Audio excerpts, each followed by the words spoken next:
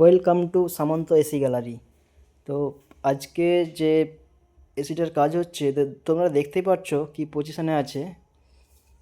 এসির স্ট্যান্ডের ওপরে দাঁড়িয়ে কাজ করতে হচ্ছে, এমন পজিশন। আর লিকটা এমন জায়গায় হয়েছে, একদম কম্প্রেসারের গোড়ায় পাইপে একটা লিক হয়ে আছে।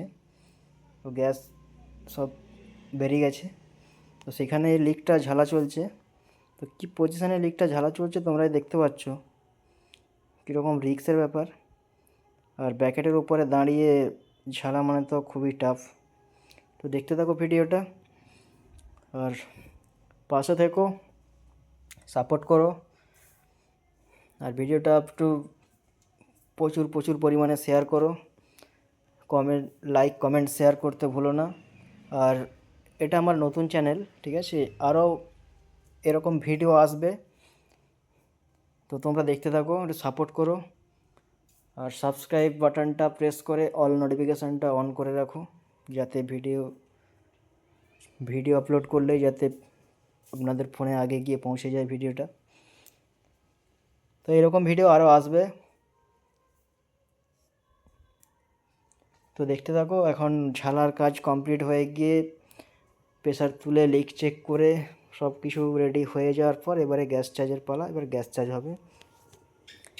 এখন এলাঙ্কি দিয়ে ভাল্বটা খোলা হচ্ছে, এবার গ্যাসটা টানবে। তো এসি এখন চলছে, এসি চালু হয়ে গেছে। এবার গ্যাস দিলে ঠান্ডা আসবে।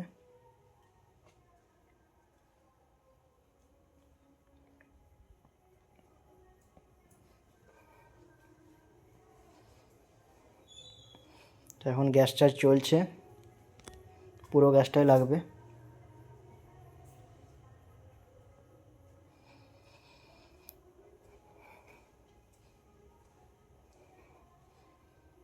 আর ভিডিওটা কেমন হলো অবশ্যই কমেন্টে জানাবে। আবারও বলছি, নতুন চ্যানেল, একটু প্লিজ সবাই সাপোর্ট করবে, পাশে থাকবে, ভিডিওটা শেয়ার করবে, ভালো লাগলে লাইক কমেন্ট করবে। আর এরকম ভিডিও আরও আসবে, নিত্য নতুন ভিডিও।